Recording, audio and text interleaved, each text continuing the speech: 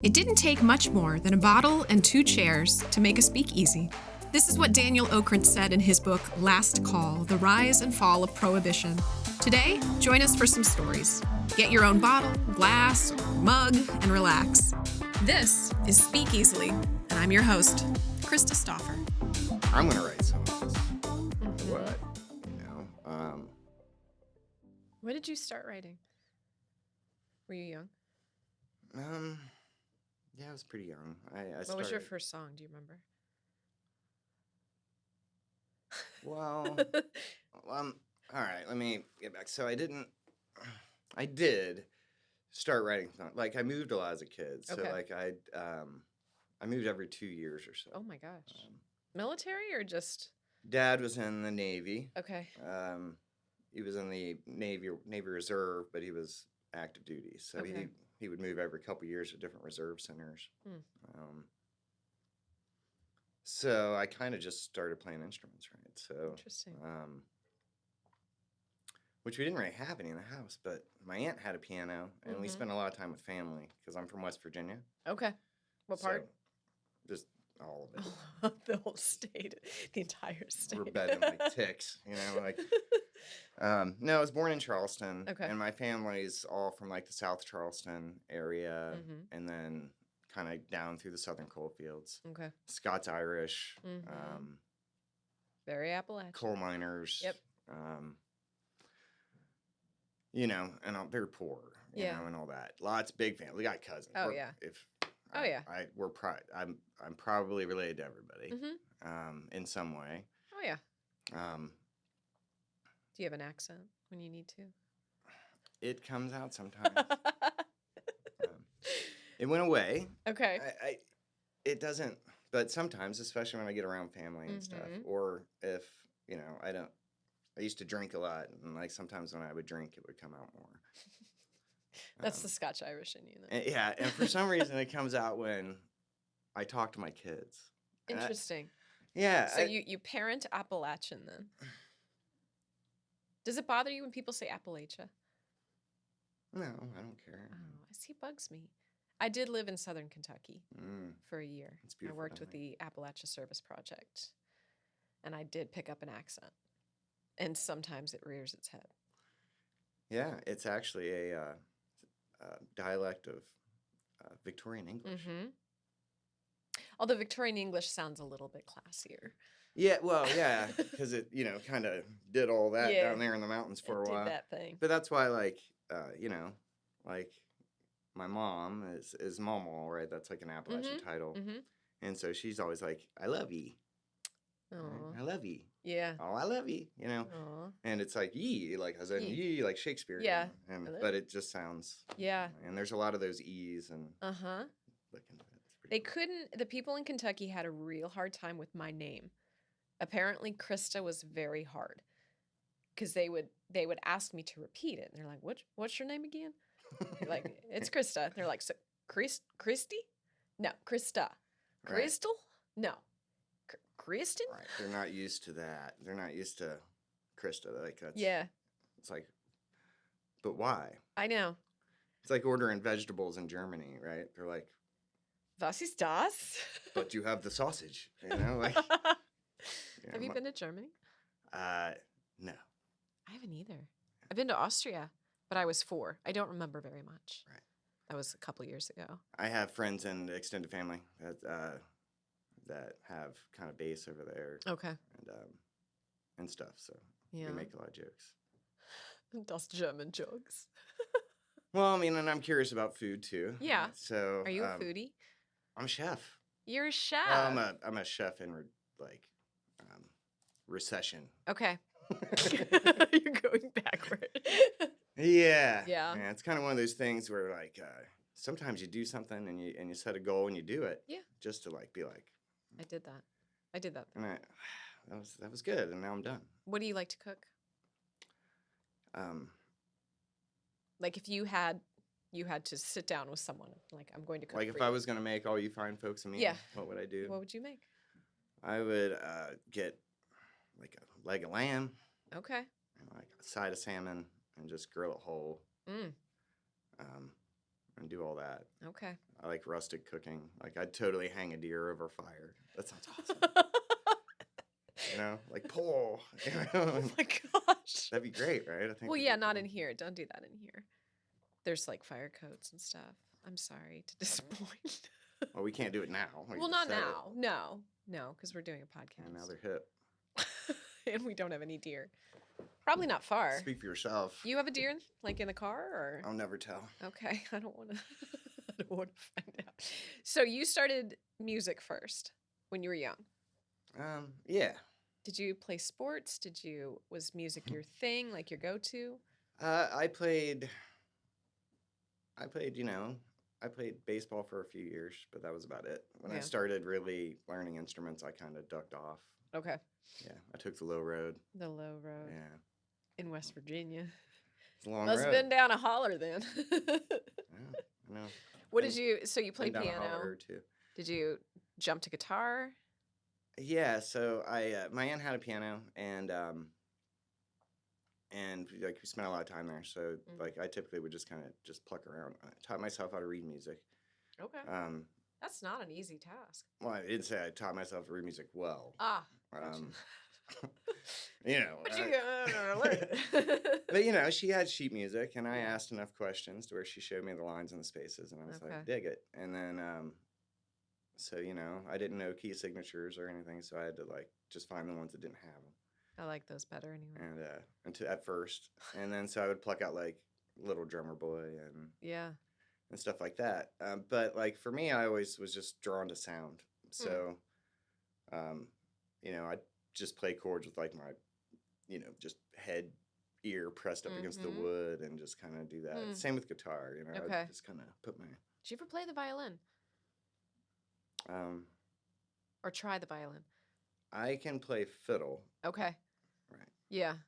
It's very different. It is. Very different. My son is actually deaf in his left ear. And so the instructor said that a lot of people that do have deafness enjoy the violin so much more because the sound is so close to the ear. It's vibration. Yeah. Right. So he doesn't practice, so I don't know how much he likes it, but it's just a really frustrating instrument. And the logic behind it is, it's like, okay, so make like a guitar. It's too big. So let's make it smaller. It's not loud enough. Put it on your shoulder. It's not loud enough. No. Okay. So we can't pluck it. Let's hit it with a stick. Yeah. Donk, donk. That doesn't work. That's not all that cool. Let's get some horsehair. Let's figure it out. Yeah, let's pluck some hair off a horse. Yeah. Put it on. And that still doesn't work. No. So let's tap a tree and get the rosin out of it. And then let's try that. That doesn't really work. We'll have to scratch it first. Yeah. That makes sense. Yeah. It's beautiful. There it is. I don't know. I mean, it works. It does work. It's a beautiful instrument. I played the cello when I was younger. I love the cello. I have a cello. Yeah. I love cello as a bass. I love it as a bass instrument in composition. Like, I love it. Unfortunately, the technology now recording is like it's easier to just pluck it on a keyboard and as opposed to learning it. But I do have one, and it's on the list. But if you play, I don't know if this is a thing for you. I played cello long enough that I struggle playing guitar because the fingerings are so, I'm used to just processing up and down the strings. But playing the guitar, I could never figure out how to make my fingers go as you would for a guitar. I don't know. Yeah. I also didn't have any patience to actually learn it, so that's different. I mean, it's all muscle memory, right? I suppose. I get confused sometimes with guitar and mandolin and fiddle. Is this a mandolin? Yeah. Did you bring a mandolin? It's small like me. Portable. I love the mandolin. Me too. Yeah. And on the recordings that I'm doing, I'm doing like with the solos, I'm kind of matching the guitar and the mandolin. I played in a cover band. Okay. For a few years while I was married. And I played lead mandolin and like an old man rock kind of. Nice. Yeah, it was good. It was like the Beatles, the band, all that stuff. So stuff that I wasn't really all that familiar with. I came up like punk rock. Okay. And then I went out like to like classical, and I went to traditional Irish music, and then I went to bluegrass. Okay. Then I kind of like narrowed that down to like bluegrass gospel. Okay. I played in an Irish punk band. And then so it's been kind of. What does an Irish punk band play? It's just a regular punk band. Okay. With a fiddle. Got it. Okay. I was trying to think of like singing about beer. Yeah. Usually. Yeah. Yeah. Singing about like, drinking and fighting. Right. That's what the Irish do. Yeah. The good Irish, anyway. Yes. But what is Irish anyway? We got to look at England. Yeah. It was British. The Brits. So you are Scotch-Irish. Scotch-Irish, yeah, it's English. I mean, that's all the, how they just took populations, displaced them, pit them against war against the other one, and then mashed them all up, and then send them send them to Australia as criminals, and then send them over here as criminals, and just whatever. It was British, man. They're great. You got to admire their audacity. And yep. My father did his 23andMe and came to find out, he said, we are Scandinavian, Irish, German, and English. And then he said, you should do yours. I said, why? Like, we're pasty white Europeans. Like, that's what we are. Do we need to know any different? I mean, you never know. It's worth it. I think it's pretty cool. I found a sister I didn't know I had. Really? Yeah. See? Oh my gosh. Never know what Dad was up to. I don't know. Yeah. So it's after Dad passed. Okay. And so I did my ancestry, and all of a sudden, like, you have a sister. I have a sister. Did you reach out? Yeah. And where is she? She's living in North Carolina right now. Okay. So actually, this is actually a pretty interesting. Yeah, story. Tell me the story. So it ends up. This is so West Virginia. This is such a West Virginia story. So back in that days, that my mom and dad, they both had big families. Yeah. Because that's the way it was. They had kids to work the farm and stuff. And so my dad had a bunch of brothers, and played music and stuff before he had kids and did all that. So he had one girlfriend before my mom. Okay. That he lived with or whatever, for a little bit before he got married. And apparently he, had a baby. So in that culture in South Charleston area, back then there was the Creekers. Okay. And the Hillers. Okay. And this is a big, long story. I could go on and on about West Virginia history. I mean, is that literally like they lived on the hill, they lived on the hill? You're talking about, class inequality, right? Yep. So you're talking about the kids out in the hollers and the greasers. Like, it was the West Virginia version of the greasers and the Soch, the outsiders, right? Yeah. And you had that. And in West Virginia, it was more kind of amplified because you had, a long history of labor, right? Violent labor organization. Like the labor movement as we see it was pretty much chartered out of here and then put into the coal mines in West Virginia, Columbus. So you have that, and you have a long history of bosses and workers.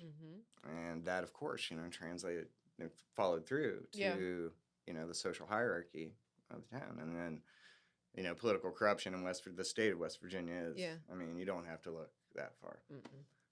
If you want to see what fascism looks like stamped in the middle of America, I don't have to go into details. Just start to scratch and you'll find it. The Battle of Blair Mountain would be a good start. So anyway, so you had this whole kind of dynamic going on, right? And she was a Hiller. Okay. Right? And of course my parents were, Creekers. And apparently this girl that was with my dad, but may have been sleeping with his brother. Oh, jeez. Which makes the ancestry kind of weird, right? So it's like, because the percentages are kind of... Okay, yeah. It's like, okay, it was my dad's brother. Right. So it's... but after enough research, we're pretty much sure that it was Dad. Okay. And we don't think he ever knew. Oh, I was going to say... he dropped some hints over the years that may have had some that he may have had a suspicion. Yeah. So what happened is that her family sent her to New Jersey. Okay. And forced her to get, I don't know, forced, that's the story. And forced the mom to give her up for adoption. So she was raised in foster care in New Jersey. Oh my gosh. Was it just sort of like a let's keep this tucked away kind of thing? Yeah, I mean, nobody knew about it. Wow. I mean, I didn't know about it. Dad, like I said, Dad dropped a couple hints. Maybe he had suspected, but he wasn't the type. He loved his kids too much. He, you know, and the story they had at the orphanage or whatever was that, you know, her dad was a drifter. Or whatever. So she grew up thinking, you know, like all this about Dad. Yeah. Which I mean, I wasn't there. Right. Maybe. Right. You never know what Dad was up to. Yeah. So, yeah, there's that. And so, yeah, I have a sister. Huh. Did you reach out or did she? No, I don't. No, I mean, I kind of saw it and was like, that's weird. But it's not something I really spend a lot of time on. So my aunt, who is like way more into like family genealogy and stuff like that, she kind of reached out. And they still have a lot more communication. Okay. That's a lot. I mean, for somebody that was raised in the foster care system, that would be a lot to learn. You know? Right. Kind of a lot to unpack there. Yeah, especially like, you know, like finding us and, you know, and being like, oh, I had a family the whole time. Like, Dad was, right. You know, I mean, he would have loved you. Yeah. You know what I mean? For sure. He would have, you know. Right. Sometimes it'd be like that. This is true. So, you know, there you go. You know, social inequality, class inequality in West Virginia leads to. How'd you end up here in Columbus? Which time? God. When did you move here for the first time? I moved here for the first time in 2001. Okay. I was in the Navy. Okay. And so I graduated high school in Parkersburg, West Virginia. And then I enlisted in the Navy and did all that. Didn't like that. Got out of there. Wasn't for me, you know. Anyway, so then while I was in the Navy, my parents relocated to Columbus. Okay. So when that fell through, we're Appalachian. We're family. Right. So that's what we do. So I go with my family, and I lived here for, I don't know, probably till 2006 or something like that. And then I moved to New York. In the city? Yeah. Okay. In Brooklyn and Bushwick. Okay. What was that move for? Try it out? Well, I mean, I was a chef and a musician. Yep.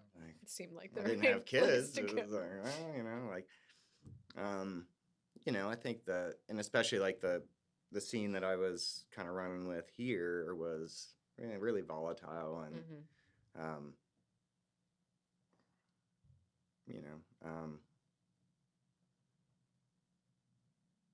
don't know. I just wanted to, kind of push off, do something different. Did you like it? Yeah. Yeah. I liked it. I worked a lot and played. I was a subway musician. Nice. Busking, playing bluegrass gospel music. Oh my goodness. Close harmony bluegrass gospel in the subways. Huh. And they loved it. Yeah. It was good because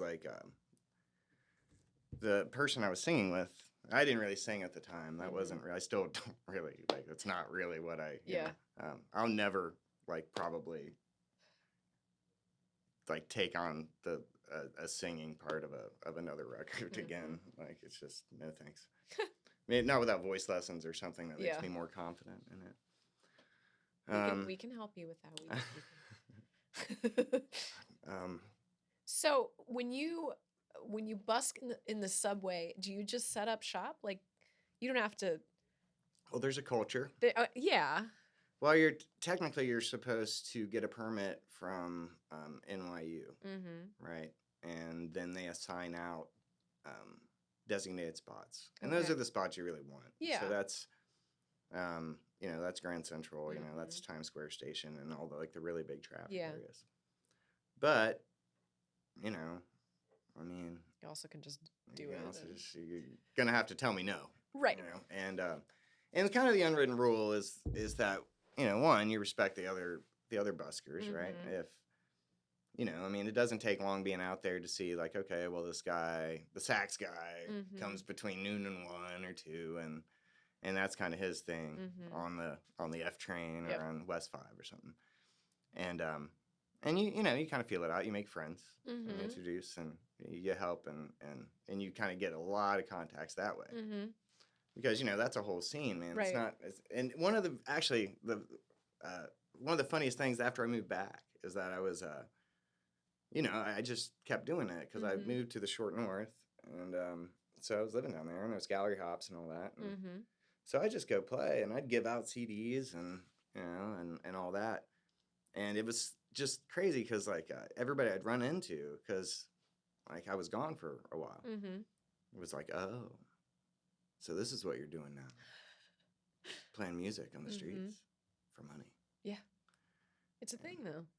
And the girl I was singing with was pregnant. That's why we moved back to Columbus in the first place. Yeah. So it looked even worse. The optics were just terrible. It's like, here I am, like, like, please pay me. But I wasn't, like, even asking. I didn't even, I was just giving out CDs promoting. Right. But that was the pity that got, oh, man. And that affected me in a way that kind of, it's like, what's wrong with this culture here? Because it's so different. Whereas New York, it's like, that's part of it. Yeah. I mean, if somebody lets a train pass and listens to one of your songs, right, you're doing something right. I mean, even the cops are in on it. Yeah. If you're not good, like that's the person they're going to check for a permit. Okay. If they like what you're doing, then they're going to listen, and they're going to let you do what you do. That's amazing. Right? But if you suck, like, you're like, you can, like, you got a permit. Yeah. You don't have a permit because NYU didn't approve you for sure. So there's like, even the cops are I didn't realize NYU was sort of the checkpoint. It was then. Yeah. I don't know if it, that was 20 years ago or whatever. Yeah. So I don't. The only one I didn't enjoy was the dude when we were on the subway that pushed us to the side so that he could continue his dance in the subway car. It was like, I'm sorry, sir. Like, we're standing here. You want to hear about how I came to like Bloody Marys? How did you come to like Bloody Marys? I didn't live in New York yet, but we were touring and we're playing through there. Yeah. And we were playing and we went and we met up with a bunch of Ohio people in the city, and just had a really, really long night. Probably the night that my son was conceived. Right on. If I was a betting man, that was probably the night. It. Yeah. So anyway, next day, like, wake up. It's an early show. It's a happy hour show at Hank's Saloon in Park Slope. Okay. I don't know if it's still there. Probably not. It was like a rockabilly thing. And I don't know why they booked us, but we took the gig. And it was like, we had to be there like noon. So it's like, I mean, we had literally probably got like, I don't even know if we slept. I roll up, you just feeling like death, like not knowing if I was alive or dead, or like in between, just in the ether, hanging somewhere, just purgatory, like a ghost. Yeah. And I mean, that's how bad it used to be. And yeah, so we go to this show. We get on a train, and we're coming from Greenpoint. Okay. Right, to Park Slope. So the G train was whacked up, and it was only running in one direction. So we had to go all the way back in Manhattan and then catch the Orange Line back out. And man, we get on the train, we get a couple stops, and I think as soon as we hit Manhattan, like a mariachi band gets on the train. Trumpets. The whole thing. Up and down the train. And I'm just like, oh my God. Because I feel like death. My head hurts. Yeah. It's loud in there. They were great. Yeah. The show was fantastic. Yeah. They had sombreros. Of course. I mean, they were doing it, and they made pretty good money, but and they stayed on the train all the way to Park Slope. So finally get off to the train and go to this gig, right? And then there's a bartender named Jeannie, and she had like poodle hair and was this like little mean Brooklyn lady. Yeah. Right? Like just like I mean it's like, we get there like 11:30 or something and there's already like she's already kicking drunks out of the bar. Oh my gosh. Mean, right? And she takes one look at me and says, "Oh, honey, sit down." And makes me a Bloody Mary. And it was the best thing I ever had. It saved my life that day. Not the alcohol, but the B vitamins. I know enough now. Right. And yeah. Little hair of the dog never heard though either. So that's how I used to hate Bloody Marys. Yeah. But mariachi with a hangover, it's not a selected music choice. I cannot express how loud it was. It's really loud. I saw a mariachi band when I was in Dallas, and it was pretty freaking cool. They'd hired a mariachi for the event. Oh man, it's great. They're so good. They had a female singer, and oh my gosh, that is some talent, because that's not easy music, right? At all. Klezmer music too. What is that? Traditional Jewish music. Okay. Yeah. I used to go see a band at Banjo Jim's. Okay. Like, where was it? It was around C Squad. It was around 9th and C somewhere. And and I used to go see a band called the Hebrew School Dropouts. Oh my gosh. Phenomenal. What Just do they amazing. play? What's that? What style is it? It's Jewish music. Yeah. Violins and violins, accordions, xylophones. And like really lively and dancing. Yeah. And these boys are at it, and it's so much fun. Wow. Yeah, it's a lot of fun. I can't say that I've ever seen that here in Columbus, but I'll have to see if those guys. Yeah, see if you can find something here. So what did you bring? Tell us about your instrument. Oh, I brought a mandolin. Show us your mandolin. All right. You brought it in. You can't not bring it out. Right on. True. No, come on. That's not true. I just didn't know. Is there anything that you don't play? Like, is there an instrument that you're like, nope, not going to play that one? Do you play the accordion? No. No. I've never played it. I've played one, but I've never. It's too complicated. It's a lot. Yeah. Did you lose a pick? That's okay. You don't. Um. What is the string for? This? Yeah. There's no strap button. To hang. All right, so the strap I would tie that. Okay. I don't know how I ended up. So mandolin is how many? 8? 8 altogether, but it's 4 sets of 2 in unison. Interesting.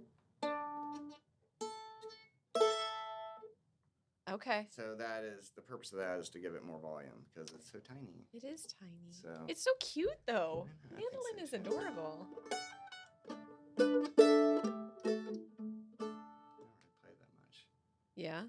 But yeah, so I have a solid body electric mandolin that I really like to record with. Okay. So I'm able to kind of like treat it like a guitar. Mm-hmm.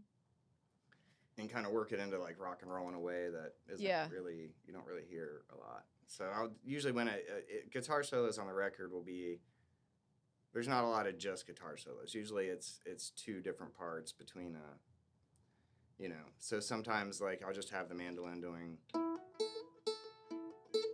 and the guitar just, shredding over it, right? Just to kind of provide a channel for the melody to go through it. Are the fingerings really different with mandolin versus guitar? A mandolin is smaller. A mandolin is the same as a violin. In relation to a guitar, it would be inverted. Okay. Right? So an upside down bass guitar. Jeez. Okay. Yeah. So, where your G shape looks like this on a guitar or whatever, it's this on a mandolin. So completely opposite. So maybe I could play the mandolin better than I could play the guitar. Yeah, mandolin's great. Everybody should play mandolin. Well, I started a mandolin choir. Beethoven played mandolin. Did he really? Yeah. Huh. He wrote a bunch of mandolin stuff. Interesting. Love the mandolin. I'm a big Chris Tilly fan. You don't like Chris Tilly? I don't know. Oh, yeah. The Nickel Creek and he does the radio show shoot on NPR. Yeah, Garrison Keillor's old show. Oh, Yeah. I can't think of the name of it. I know. I keep going to like This Old House, but that's Bob Vila. Great. Radio Hour. Joey, can you Google something for us? Look up.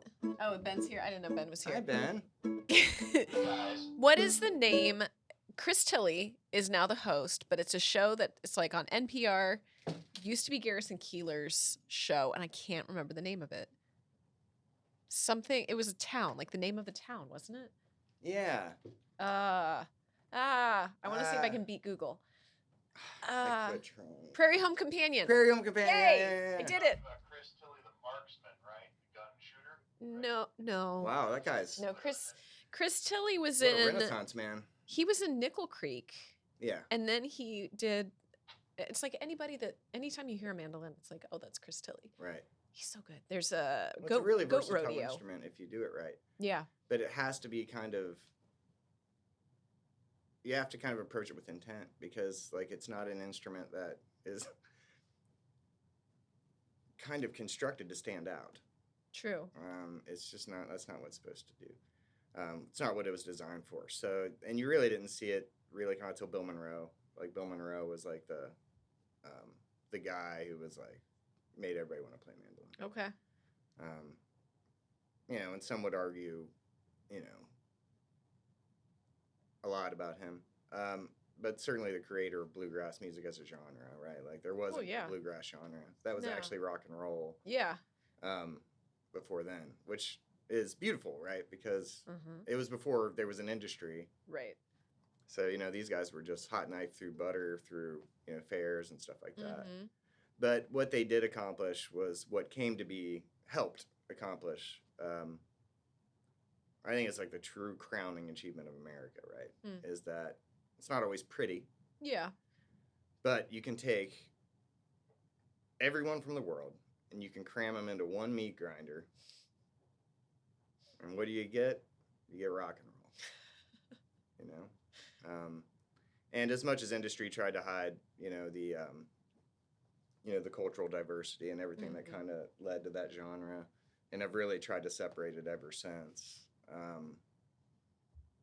You can't. It all. Yeah. So I think it's a beautiful thing. Bluegrass music, leading up to rock and roll, was really a blending of all the cultures of the South. A lot of African influence in bluegrass music. The banjo. Yep. Came from that. Do you play the banjo as well? I can play I can play some things on banjo. Okay. I can give you a Foggy Mountain Breakdown. Okay. Or whatever. Or if I wanted to compose a song on banjo, I could rehearse enough to do it. But I'm not. It's complicated, isn't it? At least to make it sound not as complicated as it seems. Because it's Wow. all in the right hand. Right, but if that's, you're not, there's very few other instruments that are solely focused on the right hand. Well, and it depends on the style of banjo you're playing. If you're playing clawhammer, which is completely different than like the 3-finger Earl Scruggs style, who developed that with the banjo players and the Bluegrass Boys. He was the first one to really kind of roll out the 3-finger rolls. And those are just repeating Is it patterns. thumb and first two? Yeah, like. Okay.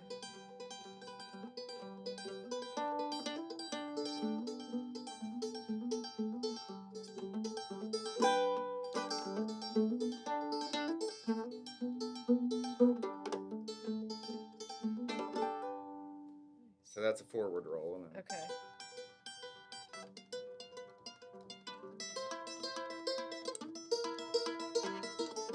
So that would be banjo. Now, you typically don't finger pick a mandolin. Right. And then you have stuff that go there. Like a claw hammer is really more like a rake and then pop that like that.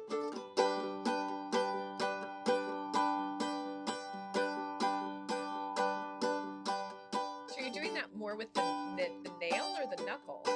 Nail. The nail. Okay, gotcha. Yeah, that's why my middle finger is all. It's so gnarly. It gets blood pocketed in there. I wonder why I'm single. So yeah, that's kind of awesome. that's kind of. So that's kind of the band. So but it's all muscle memory, I used to just sit and watch TV and just, just do the rolls. Huh. But what's going on the left hand is pretty easy. I mean, it's just chords GCD.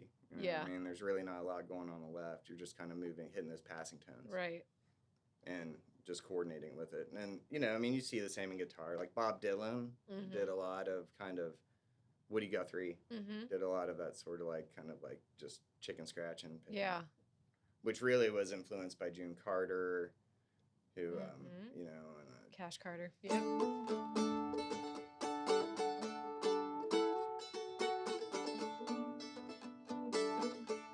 And that whole kind of early gospel Carter family stuff that was coming around. She was the one who really started with guitar and working that melody in. Okay. To get through. That came out of that kind of movement. Interesting. I spent a summer near the Carter family fold. Yeah? How was that? Scott County, Virginia. It was beautiful. Yeah. It was a little deeper in the mountains than West Virginia. So it was so beautiful and green. That's the one thing. I would never move back to Kentucky. But I say that now that I say that I'm going to have to move back to Kentucky for something. It's good to visit. It is. But there's nothing like waking up in the mountains with the fog. Oh, I know. Oh my gosh. I mean, I'm so thankful that I was able to grow up down there because it was so magical. I mean, it's just mad. My imagination was, just so free because it's I could go, I could walk out. Well, maybe, we didn't really live in a lot of places like that, but my cousins did. And, I mean, there's places that people might not have ever been. And so I can, I kind of tend towards those places. That's where I like to practice. Yeah. I'm pretty shy, honestly, and so I don't like to practice in front of people. Especially violin. I mean, Jesus, it takes 2 years just to make that thing not sound awful. And, so yeah, it was really nice. So I spent a lot of my childhood just kind of wandering around the mountains and just taking it all in and my imagination going. And it's always interesting to me that people that don't know of Appalachia, when they get there, is sort of this isn't America. Yeah. It's its own strange place in the middle of the U.S. It's different than anything else. I maybe feel that being an Appalachian and kind of moving out of there, I can't because I don't know. I can't really completely understand what it's like to be an immigrant. Being displaced and moving from a different country. But I think I have a closer understanding than some. I mean, there was a lot of social conditioning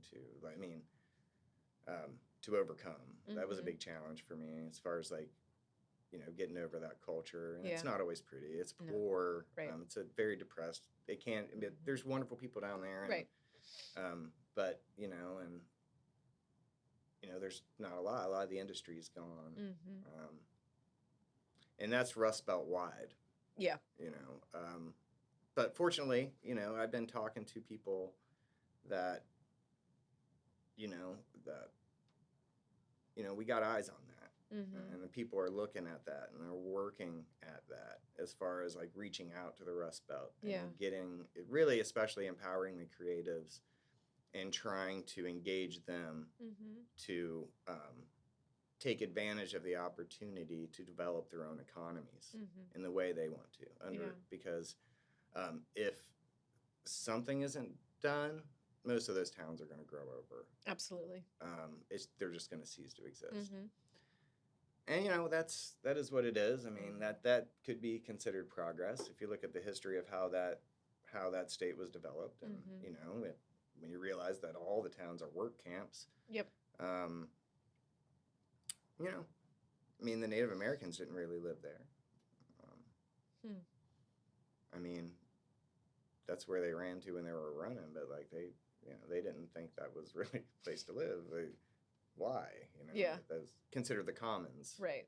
And that's where hunting parties would go, and they'd eat their mushrooms or whatever and have their spirit stuff and all that. But yeah, and then West Virginia particularly, you had a big, a big kind of, with Cherokee removal, not all the Cherokee left. Some of them are still there. They didn't leave at all. They just said whatever. A lot of them pushed north. The Cherokee tribe in particular bred into the English because of it's kind of cool. So Europe is a paternal society, right? Whereas tribal society is maternal.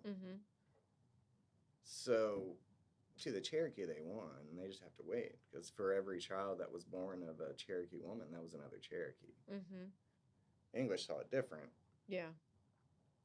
But that was kind of their way of doing that. So the Cherokee basically married right in, and so by the time of removal, most Cherokee didn't show any sort of DNA or ancestry of that.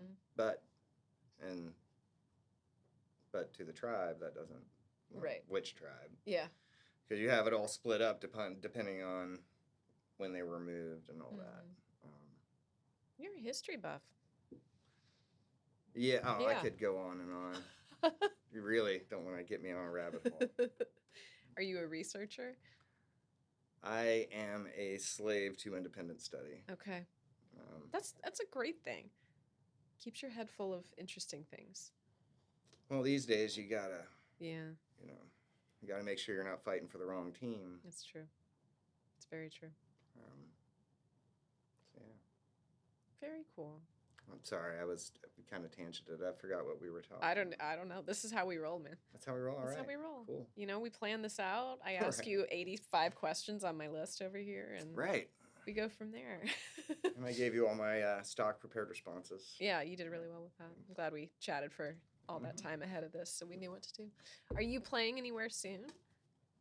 Or you said you're working on an album right now. Yeah, I've been kind of focused on that, and I'm publishing. I started a publishing company that I'm trying. I'm reaching out to songwriters that are writing songs, especially the creatives that, that write songs. You see them in, they're the guys in 5 bands. They're writing all the songs. Yeah. And it's really not. I'm probably. It's really not really for profit. It's really more just to make sure that the creative property and intellectual property is taken care of. Now, sure, I have a catalog of music that I can license out and to whatever, and that helps me, right, for whatever. But, it gets them paid too. Money is good. Creatives need more of that. Right. Well, the problem is that people just don't know what it is and people don't understand. And the climate is so predatory right now for the indie musician that they're just kind of suspicious, and that's cool. It's good, but the reality is that if you're distributing through DistroKid especially, you're not they don't collect publishing royalties. If you're writing songs, you need to register with the PRO. Yeah. You need to establish a publishing entity. It's easy to self-publish, so I try to offer resources to people who want to self-publish. Okay. It's not really important to me that people publish with me. I do think that there's potential in, organizing and having, an indie publishing option that can still get your material done or whatever until you find something else. Yeah. As opposed to just kind of being ignorant of it and just pretending that it's not there. So that, and so there's that, but I do think that there's potential in just volume, and being able to actually put creatives to work and or someone like me, I don't really like to play out that much. Typically, it's more hassle than it's worth. Unfortunately in Columbus, I've been fighting this fight for a long time, but it's just not very profitable to perform. It's just not. You got to go out. You get paid more out of town than you do here. Really? And you saw, and there's been effects of that. Like you've seen, probably one of the house show scene in Columbus, was at one point was coveted, pretty much across the country. And that was a direct result of people just boycotting venues. Yeah. And they didn't learn, they're still doing it. And so house shows, were the, big thing. And, when the bands that typically go from Cincinnati to Cleveland, well, you can get them at a house show and, make a little money that way. Well, because it's about them and we pay them, like most of the time during that time, we would just pass around a hat. Yeah. And they would make more money than they ever would at a venue. Do you think that busking is kind of similar to that feel? I love busking, and I think it's a great way to build confidence and to learn how to sell your art. I learned how to project and how to sing and how to perform by there's a bunch of strangers that don't care, right? You're going to have to get them. Yeah. Right? They're going to walk right by you and they're not going to care. And that can be disheartening to some, but at the same time, tough and tough. Through the process, you learn what works. Yeah. You learn what don't work. Like for me, the goal was to get a kid dancing. Oh man, you get a kid dancing, it just starts raining 20s. Yeah. Because the kid's so cute. It's not even about the music. Right. It's just everyone's like, oh, the kid's dancing. And they give us money. You're like, yay, thanks, kid. Right. Oh, I love that. But I mean, there's so much independent music out there, right? And it's not going to be. I like to put it like this. We destroyed the music industry. We did. That was my generation. We wanted to. We burned it down. We did. Good work. Fantastic. Top notch. Now what? You know what I mean? Yeah. So, but we're in a better position now. I mean, to record and to actually, to develop that indie market. But this has happened over and over again. I mean, even in Columbus, there used to be More Than Music Fest, and there used to be all these big fests that used to bring in the really, really big indie rock scene. Yeah. But what do you see? You see industry react. You get the Strokes. So now, as opposed to festivals where it was independent hip hop, it was independent literature, it wasn't just, it was hardcore, it was punk rock, it was jazz. You know? It didn't matter what the genre was, because it was a collection of creatives with intent. Yeah. So, but what do you see? That gets stifled into a genre. And now no one cares. Interesting. But it's coming back, because you're never gonna, you're not gonna be able to do that. And that's regardless of how many creatives kill themselves with drugs, alcohol, because they don't feel there's a place for them in, because what they do and their spirit and their essence is not valued by society. Interesting. It's sad. Well, it's very sad. Yeah. And I think that we're at a place with technology and everything where that that force and that spirit will bloom. I think you're going to see it come out. I like that. So, I think creative property will be very valuable. And people say AI. I'm not as worried about that as some. Okay. Well, and it's awesome to see you helping other folks discover that too, other artists. Well, if you think about what artists do, right? We communicate emotion. And AI is cool, man. You can crank out a picture, and you can, for promo purposes. Right. Or whatever. But, you don't go to a museum to see flyers. Yep. And you can automate food, right? You can automate that, but you're not, there's always going to be a market for the real deal. But I could go even further than that if you want to go into the phases of water and cymatics and all that. I could, and the physics of it, I could. Wow. We could talk. Maybe next time. Maybe next time. So when is your album coming out, or do you have a date geez, yet? I don't. Okay. It's I have 2 singles released, and I only really did that to kind of like figure out like how it works. Right? I just want to kind of see, and it's about as stupid as I thought it was going to be. You know, so I'm taking my time. I'm home recording. I am in talks with a couple different record labels about releasing it, but back to the burning down the industry thing is that, you know, the traditional roles of people in the industry aren't the same. It's the Wild West, no matter what anybody says. Like, nobody knows. Yeah. It's literally like, you know, go west, plant your flag, develop a model that works, and show us, because we don't know. Yeah. We're trying everything we can to generate revenue, and the best they can come up with is Taylor Swift. So. Full circle. You're welcome. Thanks for that. And that full circle threw me for a loop. Yeah, so I forget. Yeah, so I did that. The record. So yeah, I mean, it talks with a couple labels about that, but it's a question of what's a label gonna do. Yeah.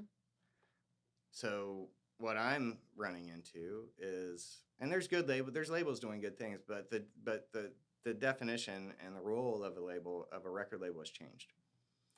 Typically what I'm running into now is that there is no artist development. All right. So whereas like the labels used to say, oh man, this band's good. We like Tom Petty. We're going to put him up. We're going to put a band behind him. Okay. And it happens. I know. You've met us. You know, and we're gonna develop this guy. We're gonna pay him, and he's gonna come on staff, and we're gonna do that. That doesn't happen anymore. So what they're doing is just taking already made product and working as basically just a rubber stamp. Not all of them. I don't mean they as in all of them, because it's literally a label by label basis. And and because of that, I think that's why I decided to kind of focus on publishing. To kind of see how that pans out. Right.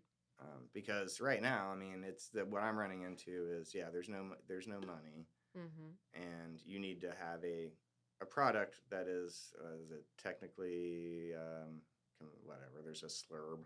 There's a little blurb they use, and anyway, I obviously I cared so much that I remembered it. Yeah. That's okay. But yeah, they just want to kind of like have the thing and then promote it. Yeah. And basically be a booking agent, you know, so the label will still book the tour to promote it, and they'll send it out and they'll campaign for it. Right. And that's basically about it, though. So whereas the record label used to pay for the recording process, all of it, you know, they'd pay for the recording, they'd pay for all the masters and all that, and then the artist would end up with a smaller cut of, you know, like, depending on whatever the deal is. But the label would make the most of the money, which is a fine model for, you know, for people who are on tour and want to wreck hotel rooms and party and be rock and roll. That's good. Yeah. And there's nothing wrong with that. I don't have any problem with that model.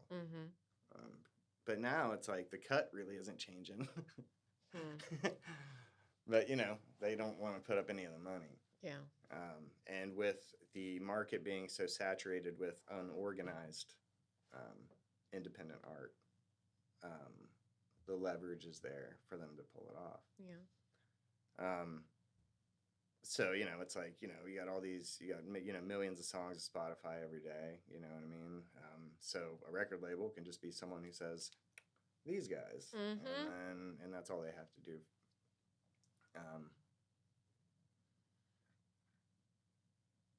You know, I've made a career out of burning down gatekeepers, and I don't intend to stop. Good. You know what I mean? So. I like that. It's a question of what are they going to do for it?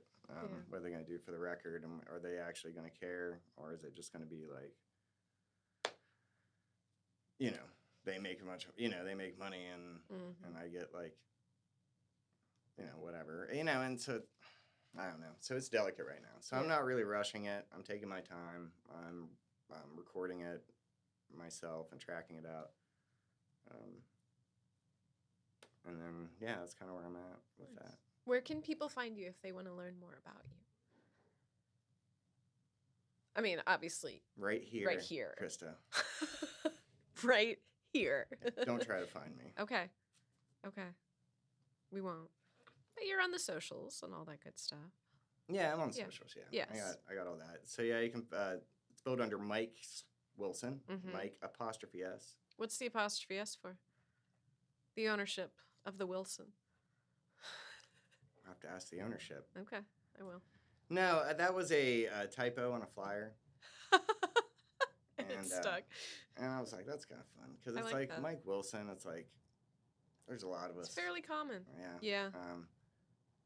And then I did Mike Swilson with a capital S for a while. Okay. Right? Yeah. And then I went possessive. I like the possessive.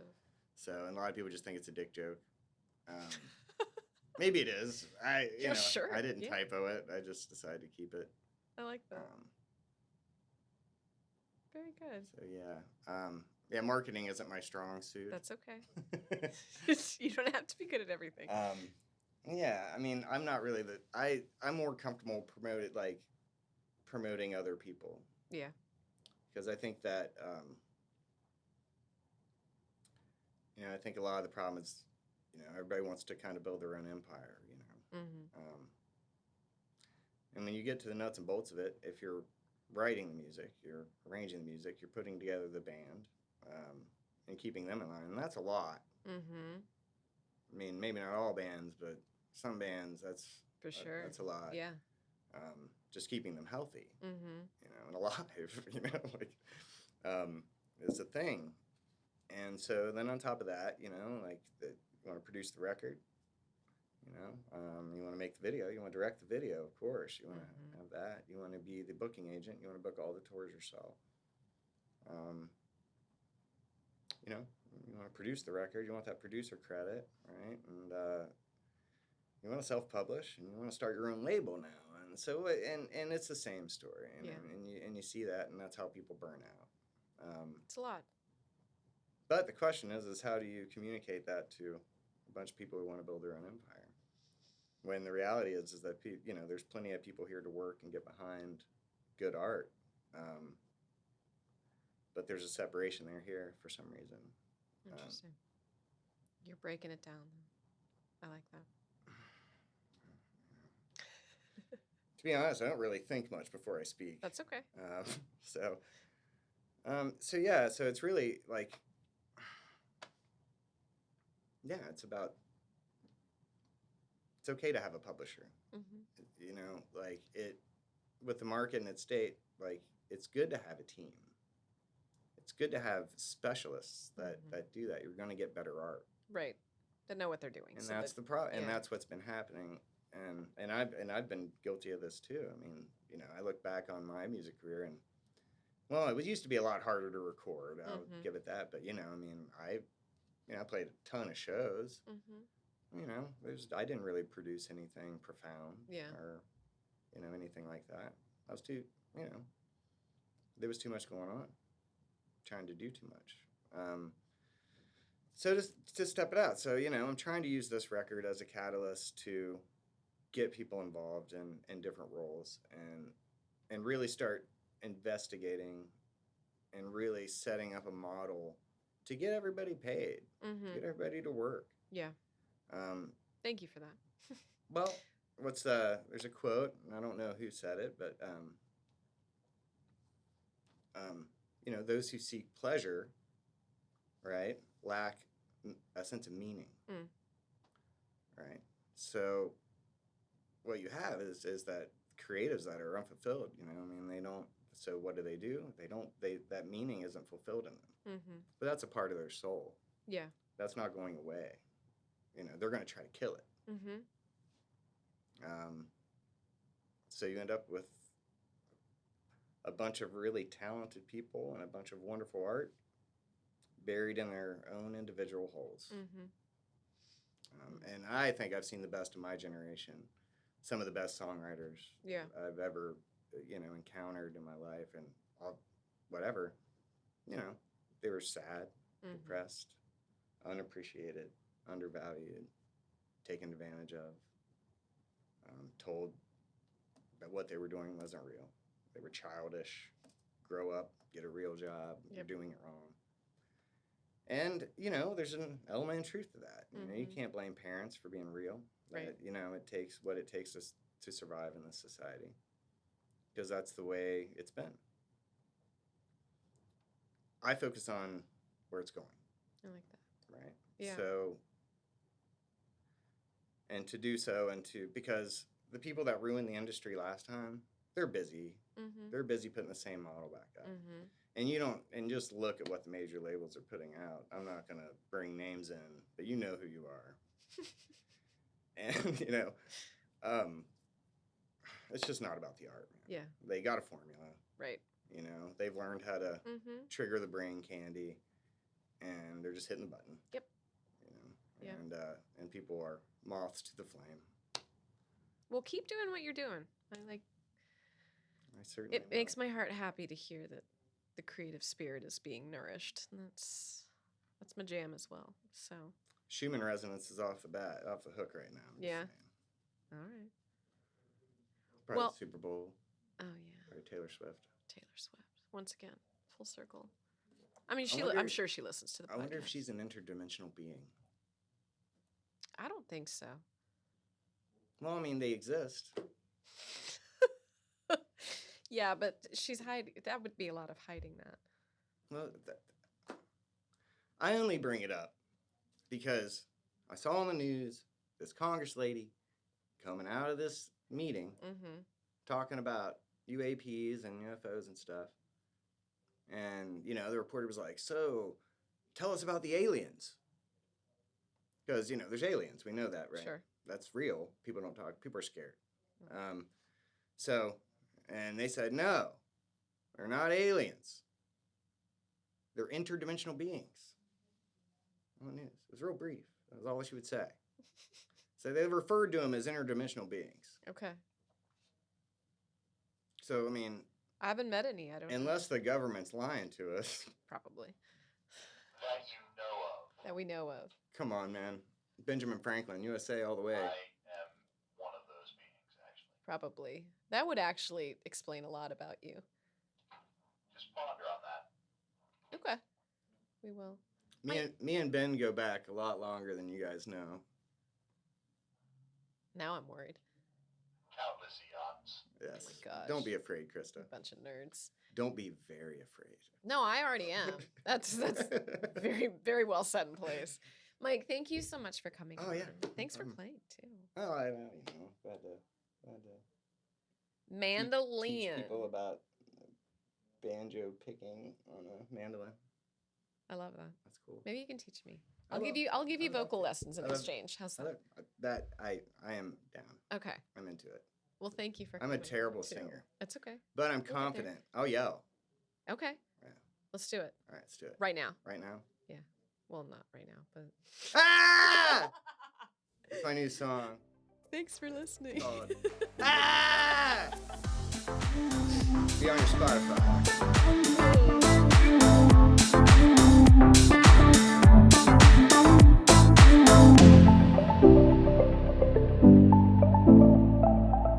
Boxland Media. Think big.